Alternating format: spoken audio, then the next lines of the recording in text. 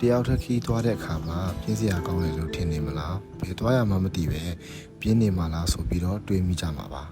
ဒီနေ့တော့ကျွန်တော်တယောက်တည်းပူလာဥပီကျွန်းပေါ်ကိုသွားခဲ့တဲ့ဆိုလို trip ဗီဒီယိုလေးပဲဖြစ်ပါတယ်မိုးသားများစီဒီပင်လေကြီးတဲ့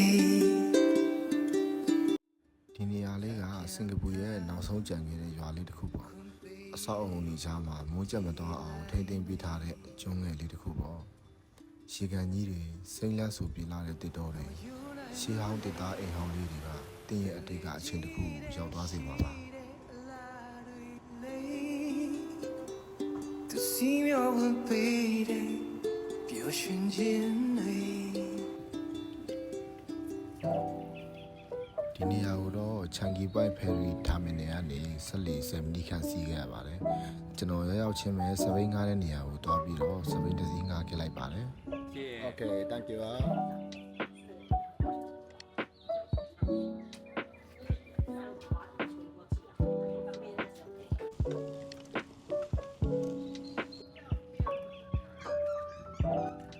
ဆက်လီစီးတာကတော့အသွားအပြန်ကိုမှ$8ပဲပေးရပြီးဒီဘက်မှာစပိန်ငါးစီးရင်တော့$10ပေးရပါတယ်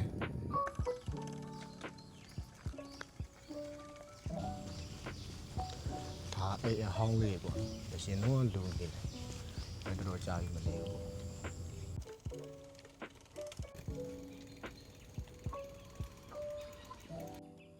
ဒါတော့အရှင်တော့ကအေးဘာတောက်တဲ့နေရာဖြစ်မယ်အခုတော့ပိတ်သွားပြီပေါ့နော်ရန်တဘာဝဆန်တဲ့နေရာပြပါတယ်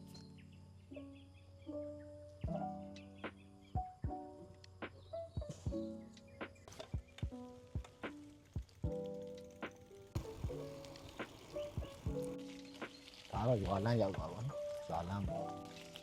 စွန့်နေတာရှိရတယ်ဒီလိုအဲ့တော့ရှေ့တော့ပေါ်တာလေးရှိရပါမှာပါငုတ်တုံနဲ့သွားနေပါတယ်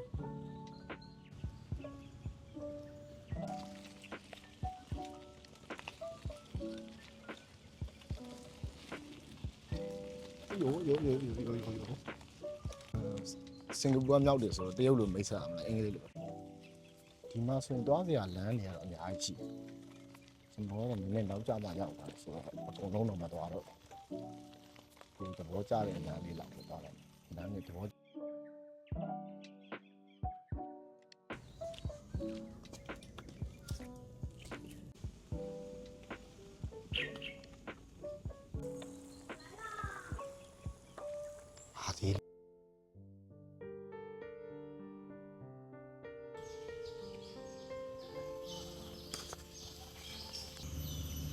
စပိန်တက်စီနဲ့နေရာတော်တော်များများကိုတွားကြည့်ပြီးတော့ဂျီဆာလာနဲ့ကျွန်တော်အုံးကြီးတစ်လုံးဝယ်တောက်ခဲ့ရပါတယ်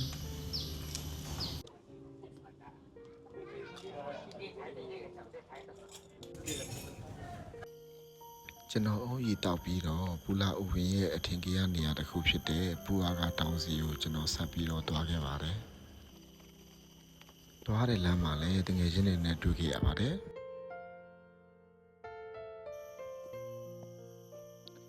ဒါတောင်ကုန်းပေါ်တက်တာတယ်နော်တက်ပြီပေါ့နော်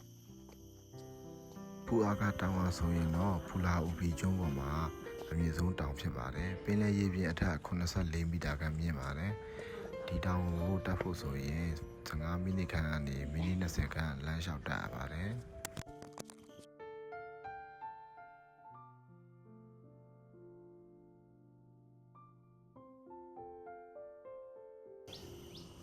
ပူလာဥပင်ကိုရောက်ရင်ပူအားကတောင်ကုန်းကိုတော့မဖြစ်မနေတက်ကြည့်ဖို့အကြံပေးပါဗျ။တစ်ပင်တွေငှက်တွေရဲ့အတန်တွေနဲ့ဘိုးရောက်တဲ့အခါရတဲ့ခံစားချက်ကကျွန်တော်အတွက်တော့တကယ်ကိုတန်ခဲ့ပါတယ်။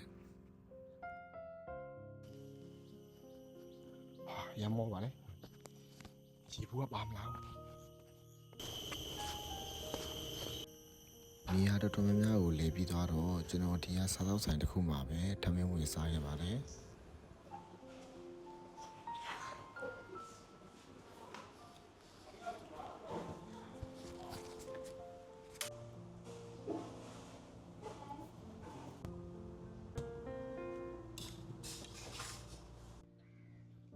ဘိုင်ဘိုင်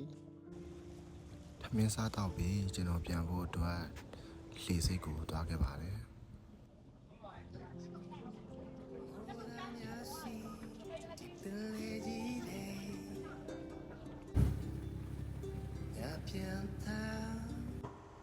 ဒီနေ့ရဲ့ခီးစဉ်လေးကတော့ကျွန်တော်ဒီမှာပဲပြီးဆုံးသွားပါပြီ။ လိုက်ပါကြည့်ရှုပေးကြတဲ့အတွက်လည်းကျေးဇူးအများကြီးတင်ပါတယ်။ 那么有奈无泪的累积的心。